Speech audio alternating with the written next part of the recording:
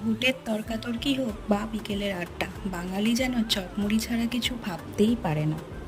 আচ্ছা। আর সেটি আজকে আমি ঘরোয়া পদ্ধতিতে বানাবো। প্রথমে আলুগুলোকে সেদ্ধ করে নিয়েছি, আর এখানে একটা তাওয়া গরম করে শুকনো লঙ্কা, জিরে, গোটা গরম মশলা, শুকনো খোলায় ভেজে নিয়ে সেগুলিকে আমি গুঁড়ো করে নিয়েছি। দিয়ে আলু সেদ্ধটার সাথে সেটাকে ভালোভাবে মাখিয়ে, তার সাথে যোগ করেছিলাম পরিমাণ মতো নুন, অল্প রসুন বাটা আর একটুখানি মিট মশলা দিয়ে এটাকে ভালোভাবে মাখিয়ে নেবার পর একটা পাত্রে বেসন দিয়ে তার মধ্যে পরিমাণ মতো নুন দিয়ে সেটাকে ভালোভাবে জল দিয়ে ফেটিয়ে নিয়ে দিয়ে এবার কড়াইয়ে তেল গরম করতে দিয়ে আলু মাখাটাকে চপের আকারে করে সেটাকে বেসনের গোলায় ডুবিয়ে গরম তেলের মধ্যে ছেড়ে দিচ্ছে এক এক করে।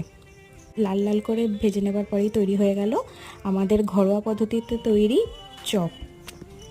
আপনারাও বাড়িতে ট্রাই করুন এবং আমাকে জানান কেমন হয়েছে। আর বাই দ্য ওয়ে, চ্যানেলটা সাবস্ক্রাইব করতে কিন্তু ভুলবেন না এরকম নিত্য নতুন রান্নার আইটেম পাওয়ার জন্য। টাটা।